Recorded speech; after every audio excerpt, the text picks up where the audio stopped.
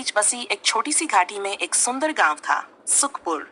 यहाँ के लोग सीधे साधे थे, खेतों में मेहनत करते और नदी से पानी लाते। गांव के किनारे एक बहुत ही पुराना और विशाल पेड़ था। उसका तना चमकता था और पत्तियां हमेशा हरी रहती थीं। लोग उसे कल्प वृक्ष कहते थे। कहा जाता था कि ये पेड़ जादुई है, लेकिन किसी ने उसे आजमाया नहीं था। बच्चे उसके नीचे खेलते, बुजुर्ग उसकी छांव में बैठते और त्योहारों पर उसकी पूजा करते।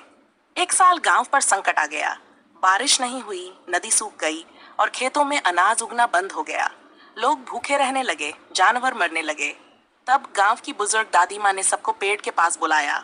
उन्होंने पेड़ के तने को छूकर कहा, हे कल्पवृक्ष, अगर तुम में जरा भी शक्ति बाकी है तो हमें बचा लो।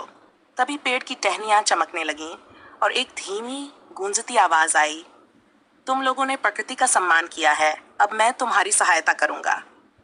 उस रात पेड़ से चमकती हुई पत्तियां गिरने लगीं।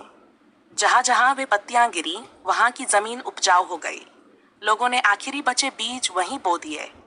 कुछ ही दिनों में खेतों में फसलें लहराने लगीं, सूखी नदी फिर से बहने लगी और जानवर लौट आए। उस दिन के बाद गांव के लोग और भी ज्यादा ध्यान से पेड़ और प्रकृति का ख्याल रखने लगे। पेड़ हर साल बारिश लाता, बीमारियों से बचाता और सुखपुर को समृद्ध बनाए रखता।